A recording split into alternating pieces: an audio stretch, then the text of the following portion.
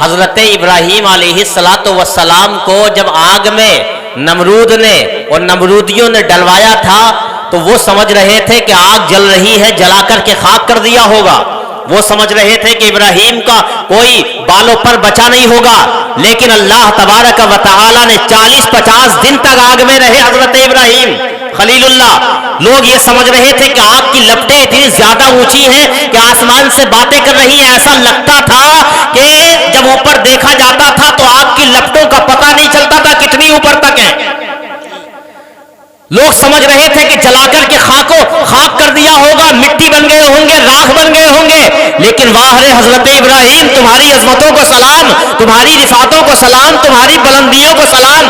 اللہ تبارک و تعالی نے آگ کو درمیانی حصے میں جہاں حضرت ابراہیم کو پھینکا گیا تھا، اللہ نے جنت کا نظارہ بنا دیا تھا، گلے گلزار بنا دیا تھا. جب یہی بات بریلی پہنچی تو امام اہل سنت نے کہا یا رسول اللہ، آپ کو وہ پھول کہہ دوں، وہ جنت کا نظارہ کہہ دوں، وہ گلے گلزار کہہ دوں کہ اللہ نے جب اللہ کے نبی حضرت ابراہیم آگ میں پہنچے تھے تو اللہ نے اسے گلزار بنا دیا تھا. آپ وہ پھول ہیں، کہوں تو کیا کہوں؟ تو کہا کہ سرور کہوں کہ مالک و مولا کہوں تجھے، باغ خلیل کا گلے زیبا کہوں تجھے، اور اللہ رے تیرے جسم منور کی تابشیں، اللہ رے تیرے جسم منور کی تابشیں، اے جانے جا میں جانے تجلا کہوں تجھے. کہتے ہیں یا رسول اللہ، اللہ نے آپ کے جسم اطہر کے اندر، آپ کے پاکیزہ جسم کے اندر، آپ کے طیب جسم کے اندر جو اللہ نے چمک رکھی ہے، جو دمک رکھی ہے، جو رانائیاں رکھی ہیں، اللہ نے وہ ایسی ہیں کہ کائنات کی کوئی خوبصورتی ان کا مقابلہ کر ہی نہیں سکتی. بلکہ صحابی کی زبان میں کہیں تو حضرت برا ابن عازب کہتے ہیں میں نے ایک مرتبہ آسمان کے چاند کو دیکھا اور پھر اس کے بعد نبی کے چہرے کو دیکھا تو تھوڑی دیر تو فیصلہ نہیں کر پایا کہ آسمان پر جو چاند ہے وہ زیادہ چمک رہا ہے یا میرے نبی کا چہرہ زیادہ چمک رہا ہے. لیکن میں نے بار بار دیکھا، کبھی نبی کے چہرے کو دیکھا، کبھی آسمان کے چاند کو دیکھا، تو پھر میرے دل نے فیصلہ کیا کہ اے برا ابن عازب سوچتے کیا ہو، کہہ دو کہ آسمان پر چمکنے والے چاند سے زیادہ میرے نبی کا چہرہ چمک رہا ہے. تو کہتے ہیں اللہ رے تیرے جسم منور کی تابشیں، اے جانے جا میں جانے تجلا کہوں تجھے. حضرات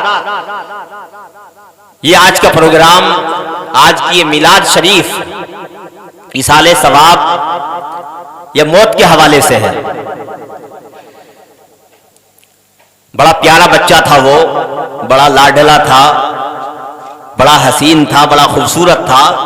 دنیا میں سب ایک سے نہیں آتے، نہ سب ایک سے جاتے ہیں اور نہ سب ایک طرح سے جاتے ہیں نہ آتے ہیں. یقیناً یہ بچہ بڑا پیارا تھا، بڑا حسین تھا، جسے ماں بھی لوریاں دے دے کے سلاتی تھی، باپ بھی جس کی پیشانی کو بوسے لیا کرتا تھا، گھر والے سب جس کو پیار کیا کرتے تھے، بلکہ گھر والے کیا میں تو کہتا ہوں پورے گاؤں والے اسے پیار کرتے تھے. بڑا پیارا بچہ تھا. بڑی امیدوں کے بعد ایسا بچہ ملتا ہے، وہ بڑے مقدر کے دھنی ہوتے ہیں جنہیں ایسا بچہ ملتا ہے. یقیناً بڑا پیارا بچہ تھا، لیکن وہ چلا گیا. آنا بھی مبارک ہوتا ہے اور جانا بھی مبارک ہوتا ہے. میں بھی یہ بتاؤں گا آپ کو ایسے بچوں کا. یہ دنیا میں نہ کوئی ہمیشہ کے لیے آیا اور نہ ہمیشہ کوئی یہاں رہے گا. جو آیا ہے وہ جائے گا بھی. یہ الگ بات ہے کہ کوئی 100 سال میں جاتا ہے، یہ الگ بات ہے کوئی 200 سال میں جاتا ہے، یہ الگ بات ہے کوئی 80 سال میں، کوئی 10 سال، اور بعض 2 سال میں، اور بعض جو ہے وہ ایک لمحے ہی میں چلے جاتے ہیں. یہ تو اللہ تبارک و تعالیٰ کی قدرت ہے. کون کب جائے وہ جانتا ہے، ہم نہیں جانتے. وہ جانتا ہے، ہم نہیں جانتے. اللہ تبارک و تعالی نے انسان کو بنایا، انسان کا جسم بنایا، انسان کی روح بنائی. یہ جسم جو ہے روح کے بغیر بیکار ہے. انسان 4 کاندھوں پہ سوار ہو کے جاتا ہے. یعنی جو چیز دکھائی دے رہی ہے انسان کا اچھا ہونا، خوبصورت ہونا، پتلا ہونا، موٹا ہونا، یہ چیز اہم نہیں ہے. اہم وہ ہے جو دکھائی نہیں دیتی، روح. آپ نے ایک انسان کو 4 کاندھوں پہ سوار ہو کے جاتے ہوئے دیکھا ہوگا، کبھی آپ نے سوال کیا یا کوئی سوال کرنے لگے مردے کو لے جانے والوں سے، کہاں لے جا رہے ہو اس شخص کو؟ کل تک یہ ہماری بستیوں میں چل رہا تھا، ہمارے ساتھ کاروبار کر رہا تھا، زندگی گزار رہا تھا، آج بھی ہم اس کے ساتھ ویسے ہی زندگی گزاریں گے جیسے کل رہ رہے تھے، تو یقیناً آپ کو پاگل کہا جائے گا، آپ کو دیوانہ کہا جائے گا۔ لوگ کہیں گے مت روکو اس شخص کو، جب تک یہ روح اس کے جسم میں موجود تھی اس وقت تک یہ آبادیوں میں چل رہا تھا، جب روح نے ساتھ چھوڑ دیا ہے تو اب اسے گھر میں نہیں قبرستان میں بسایا جائے گا، شہر خاموشہ میں لوگ اسے لے کر کے جائیں گے۔ کتنا پیارا بچہ ہے وہ، جس سے سب پیار کرتے ہیں، ماں بھی پیار کرتی ہے، باپ بھی پیار کرتا، بھائی بھی پیار کرتا، بہن بھی پیار کرتی ہے، لیکن وہی بچہ ایک دن ایسا بھی آتا ہے کہ باپ کے کاندھوں پہ سوار ہو کے جاتا ہے۔ وہی بچہ جس کو سب پیار کر رہے تھے، اس کی پیشانی کو بوسے لے رہے تھے، اسے لوریاں دے دے کے سلایا جا رہا تھا، لیکن ایک وقت وہ بھی آیا، وہی باپ جو اسے پیار کر رہا تھا وہی اسے مٹی کے حوالے کر رہا ہے، وہی اس کے اوپر مٹی ڈال رہا ہے۔ اب کوئی کہے بھئی یہ بچہ تو بڑا پیارا تھا، اس بچے کو تو سب پیار کر رہے تھے، لیکن آخر ایسا کیا ہوا کہ اس بچے کو باپ ہی اپنے ہاتھوں سے زمین کے حوالے کر رہا ہے، مٹی کے حوالے کر رہا، بات کیا ہے؟ تو لوگ کہیں گے جب تک روح اس کے جسم میں موجود تھی، جب تک یہ اسے پیار کیا جا رہا تھا، اس کی پیشانی کو چوما جا رہا تھا، لیکن اب روح نے جسم کا ساتھ چھوڑ دیا ہے تو اسے پیار نہیں کیا جائے گا، اب اسے گھر میں نہیں رکھا جائے گا بلکہ قبر کے حوالے کیا جائے گا۔ پتہ کیا چلا؟ اصل جو ہے وہ جسم نہیں ہے، اصل روح ہے۔ روح نکل جائے تو انسان کے اوپر 10 من مٹی ڈال دی جاتی ہے، اسے قبر کے حوالے کر دیا جاتا ہے۔ لیکن ہم اپنے جسم کا خیال بہت زیادہ رکھتے ہیں، روح کا خیال نہیں رکھتے۔ ہم روزانہ نہاتے ہیں کہ ہمارا جسم جو ہے وہ ناپاک نہ ہو، ہمارا جسم پاک و صاف رہے، پسینے کی بدبو نہ آئے۔ روزانہ بال کاٹتے ہیں، کوئی یہ نہ کہے کہ بال بکھرے ہوئے ہیں۔ روزانہ دانتوں کی صفائی کرتے ہیں، کوئی یہ نہ کہے کہ منہ سے بدبو آ رہی ہے۔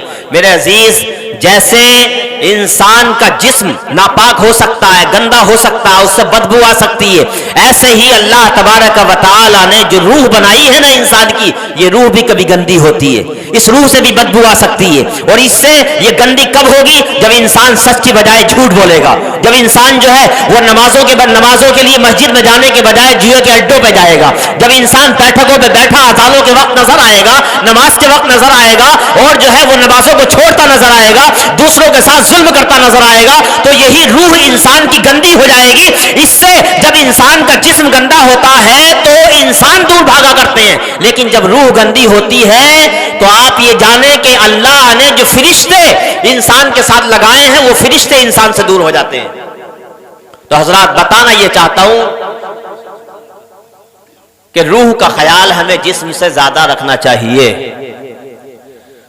حضرات، انسان دنیا میں آتا ہے، دنیا میں خوشیاں بھی ملتی ہیں اور غم بھی ملتے ہیں، دنیا میں اسے نعمتیں بھی دی جاتی ہیں اور نعمتیں چھینی بھی جاتی ہیں، دنیا میں بندے کے لیے آسانیاں بھی ہوتی ہیں، بڑی پیاری پیاری چیزوں کو اس سے لے لیا جاتا ہے۔ اولاد اور مال، یہ دو چیزیں تو بڑی پیاری ہوتی ہیں۔ مال ختم ہو جائے تب بھی انسان کی زندگی بالکل بے مزہ سی معلوم ہوتی ہے، اولاد چلی جائے یا اولاد نہ ہو انسان کے پاس تب بھی انسان کی زندگی بے مزہ معلوم ہوتی ہے۔ یہ دو چیزیں انسان کی زندگی میں بڑی اہمیت رکھتی ہیں۔ مال کو لیجئے، مال ایک ایسی چیز ہے کہ اس کی اہمیت کی وجہ سے اللہ تبارک و تعالی نے بھی انسان کو زمین میں مال حاصل کرنے کا حکم دیا کہ مال حاصل کرو، اللہ تبارک و تعالی کا فضل تلاش کرو، لیکن اللہ نے قید لگا دی کہ اے میرے بندو مال تو حاصل کرو، لیکن کیسے مال حاصل کرنا ہے؟ جیسے اللہ نے حکم دیا ہے، مال کو حلال طریقے سے اکٹھا کرنا ہے، جہاں سے اللہ نے حاصل کرنے کا حکم دیا وہاں سے حاصل کرنا ہے، جہاں خرچ کرنے کا حکم دیا وہاں خرچ کرنا ہے۔ جیسے مثال علماء نے بڑی اچھی مثال دی ہے اس کی، کہ جیسے کشتی ہوتی ہے نا، کشتی پانی پہ چلتے ہوئے آپ نے دیکھا ہوگا، کشتی پانی پہ چلتی ہے، پانی سے فائدہ اٹھاتی ہے، پانی سے نفع اٹھاتی ہے، لیکن کشتی پانی کو اپنے اندر داخل ہونے کی اجازت نہیں دیتی۔ کیوں؟ اس لیے کہ پانی اگر کشتی کے اندر داخل ہو گیا تو کشتی کو فائدہ پہنچانے کے بجائے، کشتی کو چلانے کے بجائے، کشتی کو تیرانے کے بجائے ڈبو ڈالتا ہے۔ ایسے ہی اللہ تبارک و تعالی نے انسان کو مال حاصل کرنے کا حکم دیا کہ اے میرے بندے مال تو حاصل کر، لیکن مال کی محبت تیرے دل میں نہیں ہونی چاہیے، تو اپنے دل میں مال کی محبت کو جگہ نہ دے، اس لیے کہ یہ مال اللہ نے جو تجھے دیا، یہ جو دل اللہ نے تجھے دیا ہے، یہ مال کی محبت کے لیے نہیں، یہ تو پیغمبر اعظم صلی اللہ علیہ وسلم کے پیار کے لیے دیا ہے، ان کے عشق کے لیے دیا ہے، ان کی دیوانگی کے لیے دیا ہے، اللہ تبارک و تعالیٰ کی یاد کے لیے دیا ہے۔ یہ مال جو ہے، یہ دل جو ہے وہ ذکر خدا کے لیے ہے اور ذکر رسول کے لیے ہے۔ تو اگر مال کی محبت کو تو نے اپنے دل میں جگہ دی تو جس طریقے سے کشتی میں پانی داخل ہونے کے بعد کشتی کو فائدہ پہنچانے کے بجائے ڈبو ڈالتا ہے، اے انسان ایسے ہی یہ مال کی محبت تیرے دل میں جگہ پانے کے بعد جو ہے تجھے آباد کرنے کے بجائے تباہ و برباد کر ڈالے گی۔ بھئی یہی تو مال تھا، یہ حضرت صدیق اکبر کے پاس بھی تھا، یہ حضرت عمر فاروق اعظم کے پاس بھی تھا، یہ حضرت عثمان غنی کے پاس بھی تھا، یہ مال حضرت مولا کائنات کے پاس بھی تھا، کم زیادہ لیکن تھا نا سب کے پاس، لیکن ان کا مال اللہ اس کے رسول کی رضا کا ذریعہ بھی بنا، مسلمانوں کی خیر کا ذریعہ بھی بنا اور جنت میں جانے کا ذریعہ بھی بنا، لیکن یہی مال قارون کے پاس بھی تھا، تو قارون کو اللہ نے اسی مال کے ذریعے زمین میں دھسا کر جہنم میں پہنچا دیا۔ پتہ چلا مال انسان کی آبادی کا ذریعہ بھی بن سکتا ہے اور مال انسان کی تباہی کا ذریعہ بھی بن سکتا ہے۔ مال کی حرص و ہوس بندے کو تباہی کے راستے پر ڈال دیتی ہے۔ اسی لیے ترمذی شریف کی حدیث میں نبی کریم صلی اللہ تعالی علیہ وسلم نے ارشاد فرمایا لِكُلِّ فِتْنَةٌ وَفِتْنَةُ أُمَّةِ الْمَالِ، ہر امت کے لیے کوئی نہ کوئی خاص آزمائش ہوتی ہے اور میری امت کی خاص آزمائش مال ہے، یعنی اللہ تبارک و تعالیٰ اس امت کو مال کے ذریعے آزماتا ہے۔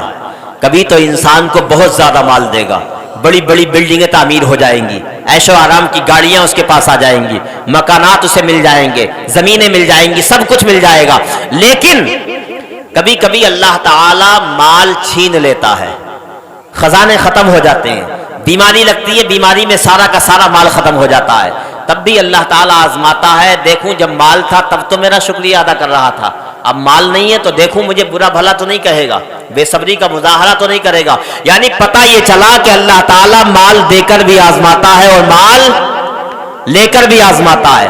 آدمی پہ آسانیاں آتی ہیں تب بھی آزمانے کے لیے اور پریشانیاں آتی ہیں تب بھی آزمانے کے لیے، یہی بات میں سمجھانا چاہ رہا ہوں آپ کو، آسانیاں بھی آزمانے کے لیے ہیں اور پریشانیاں بھی آزمانے کے لیے ہے۔ جب اللہ تبارک و تعالیٰ کی طرف سے آسانیاں آئیں، اللہ تعالیٰ مال دے، اللہ تعالیٰ اولاد دے، بہترین بیٹے عطا فرمائے، تب بھی سوچو یہ سب آزمائش کا ذریعہ ہے، ان کا استعمال جو ہے ویسے کرنا ہے جیسے اللہ نے حکم دیا ہے، اور اگر یہ چیزیں چلی جائیں، مال چلا جائے، اولاد چلی جائے، ماں باپ چلے جائیں، خاندان کے اچھے سے اچھے افراد دنیا کو چھوڑ دیں، تب بھی سمجھنا کہ یہ بھی اللہ تبارک و تعالیٰ کی آزمائش کا ذریعہ ہے۔ نعرہ تکبیر، نعرہ رسالت، علماء اہل سنت، مسلک اعلیٰ حضرت حضرت علامہ مولانا توصیف رضا مصباحی۔ بہت مختصر سے دو تین باتیں اور بتاؤں میں آپ کو، ایک دو روایتیں سناؤں گا بس۔ اولاد گئی ہے ان کے یہاں سے، اس بیٹے کا آنا بھی آزمائش تھا اور بیٹے کا جانا بھی آزمائش ہے۔ انہیں کیا چاہیے؟ اس پر صبر۔ اللہ تبارک و تعالیٰ صبر کا بدلہ بڑا بہتر عطا فرماتا ہے۔ غور سے سننا، ایک حدیث سناؤں گا بخاری شریف کی، صبر کا بدلہ اللہ تعالیٰ بڑا بہتر عطا فرماتا ہے۔ حضرت طلحہ انصاری رضی اللہ تعالیٰ عنہ صحابی رسول ہیں، عشرہ مبشرہ میں سے ہیں، ان صحابہ میں سے ہیں یہ جن کو اللہ کے رسول صلی اللہ علیہ وسلم نے دنیا ہی میں جنت کی بشارت دی۔ حضرت طلحہ انصاری رضی اللہ تعالیٰ عنہ کے بھی ایک بیٹا تھا، وہ بھی بڑا پیارا تھا، چوڑا منہ تھا، بڑا خوبصورت چہرہ تھا، وجیح تھا، بڑا خوبصورت تھا، اور ایسا تھا کہ لوگ اس سے بڑا پیار کرتے تھے، پورے محلے کے لوگ، پورے مدینے کے لوگ اس سے پیار کرتے تھے، یہاں تک کہ جب حضرت طلحہ حضور کی بارگاہ میں جاتے تو حضور کہتے یا طلحہ یہ بتاؤ تمہاری وہ بلبل کہاں ہے؟ بعض روایتوں میں حضور کہتے وہ بتاؤ کہ تمہاری چڑیا کہاں ہے؟ یعنی اتنا پیارا بچہ تھا. جیسے ان کے بیٹے کے بارے میں ہے نا, میں نے گاؤں میں سنا جگہ جگہ لوگ کہتے ہیں کہ ہر آدمی اپنے گھر بلانا چاہتا تھا, اس سے پیار کرنا چاہتا تھا, محبت کرنا چاہتا تھا, اور پورا پورا دن لوگ اسے اپنے گھر رکھ لیا کرتے تھے, اتنا پیار کرتے تھے. یہ حضرت ابو طلحہ کا بیٹا بھی بڑا پیارا تھا, لوگ بڑا پیار کرتے تھے. آپ اس سے اندازہ لگائیں کہ حضور کہتے, یعنی حضور اکرم صلی اللہ علیہ وسلم اس بیٹے کے بارے میں پوچھتے ہیں, طلحہ یہ بتاؤ تمہاری وہ چڑیا کہاں ہے, تمہاری وہ بلبل کہاں ہے. حضور کہتے. ایک مرتبہ یہ ہوا کہ حضرت طلحہ کہیں جنگ کے لیے گئے, گھر سے نہیں, جنگ کے لیے نہیں بلکہ کہیں تجارت کے لیے گئے, تجارت کا مال لے کر کے. اور جس وقت گئے وہ بیٹا ان کا بیمار تھا, اس کا نام تھا ابو عمیر, ابو عمیر نام تھا. وہ بیٹا بیمار تھا, اور جب بچہ گھر میں بیمار ہوتا تو باپ کو جاتے ہوئے بڑی پریشانی ہوتی ہے. ان کے دماغ میں وہی بار بار خیال آتا تھا راستے میں بھی, یار بیٹے کو بیمار چھوڑ کے آیا ہوں, پتہ نہیں کیسا رہے گا, وہ کیسی طبیعت رہے گی. اس وقت تو فون بھی نہیں تھے کہ بار بار جو ہے وہ فون کر کے پوچھ لیں کہ خیریت کیسی ہے. تب تو بڑی مشکل سے گھر کی خبر ملتی تھی. ابو عمیر کو گھر چھوڑ کے چلے تو گئے, لیکن پورے راستے پریشان رہے. واپس جب آئے گھر, تو گھر آتے ہی جو ہے انہوں نے یہ پوچھا کہ اپنی بیوی سے کہ یہ بتاؤ ابو عمیر کہاں ہے, وہ بیٹا میرا کیسا ہے جسے بیمار چھوڑ کے گیا تھا. حالت, اور جیسے ہی وہ گھر آئے, جس دن وہ گھر آنے والے تھے اسی دن اس بچے کا انتقال ہو گیا, اسی دن اس پیارے بچے کا انتقال ہو گیا. آپ اپنے بیٹے کو سوچیں, اور یہ حضرت طلحہ انصاری رضی اللہ تعالیٰ عنہ کے بیٹے کا واقعہ سنیں. بیٹے کا انتقال ہو گیا. حضرت طلحہ انصاری کچھ دیر کے بعد آئے, بیٹے کا انتقال تھوڑا پہلے ہو گیا. اب بتاؤ اتنا پیارا بیٹا, ماں کو کتنی محبت ہوگی اس بیٹے سے. لیکن جب گھر میں آئے ہیں نا, تو گھر میں آنے سے پہلے چونکہ بیوی کو پتا تھا کہ آج آنے والے ہیں, تو سارے لوگوں سے یہ کہہ دیا کہ کوئی بھی ابو طلحہ کو یہ نہ بتائے, طلحہ انصاری کو کوئی بھی یہ نہ بتائے کہ ان کا پیارا بیٹا اس دنیا میں اب نہیں ہے, وہ دنیا سے چلا گیا ہے. وہ کہتی تھی وہ باہر سے آ رہے ہیں, وہ سفر سے آ رہے ہیں, نہ جانے راستے میں کتنی پریشانیاں جھیلی ہوں گی, نہ جانے راستے میں کتنی مصیبتیں آئی ہوں گی, نہ جانے راستے میں کتنی تکلیفیں ہوئی ہوں گی. کہتی ہے کوئی بھی بتائے نہیں, میں ہاتھ جوڑ کے کہتی ہوں کوئی بھی بتائے نہیں. اللہ اکبر, کسی نے نہیں بتایا. جب وہ آئے ہیں نا گھر میں, تو آتے ہی انہوں نے پوچھا ہے کہ بیٹے کا حال کیا ہے, جس بیٹے کو بیمار چھوڑ کے گیا تھا وہ اب کیسا ہے. تو بیوی کہتی ہیں وہ پہلے سے زیادہ سکون میں ہے. کیا کہتی ہیں؟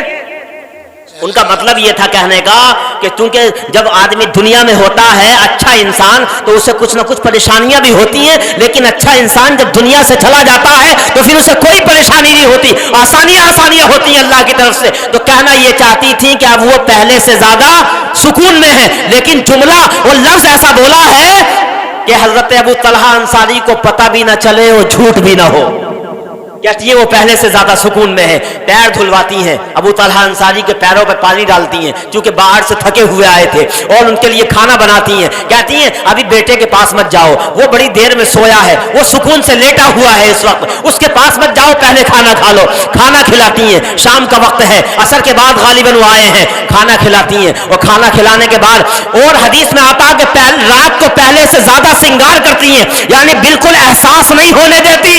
یہ چیز یہ بتاتی ہے کہ جب شوہر باہر سے آئے تو ہماری ماں بہن بیٹیوں کو یہ تربیت دینی چاہیے, یہ بتانا چاہیے. ماں باپ کو اپنی بیٹیوں کو بتانا چاہیے, بھائیوں کو اپنی بہنوں کو بتانا چاہیے کہ تم اب دوسرے گھر میں جا رہی ہو. اگر تمہارا شوہر کہیں باہر سے آئے تو اس کے سامنے پریشانیوں کا ذکر مت کرنا, گھر کی تکلیفوں کا ذکر مت کرنا. تم اس کے سامنے ایسی باتوں کا ذکر مت کرنا کہ اسے اور زیادہ پریشانی ہو جائے. اس لیے کہ شوہر باہر سے آتا ہے, کام کر کے آتا ہے, تھکا مہنگا ہوتا ہے. یہ بھی ہو سکتا ہے اس نے باہر نہ جانے اپنے دشمنوں سے یا دوسرے لوگوں سے کیسی کیسی باتیں سنی ہو, نہ جانے دل کتنا پریشان ہو, تو گھر میں آئے تو گھر میں اس کے سامنے بات ایسی ہونی چاہیے کہ اس کا دل خوش ہو جائے. اور حضرت طلحہ انصاری کی بیوی یعنی حضرت ام سلیم ان کا نام ہے, حضرت انس کی والدہ ہے یہ, وہ بالکل پریشان نہیں ہونے دیتی, اسی پر عمل کرتی ہیں جیسا شریعت میں ہے, جیسا اسلام نے کہا ہے, جیسا حضور نے فرمایا ہے.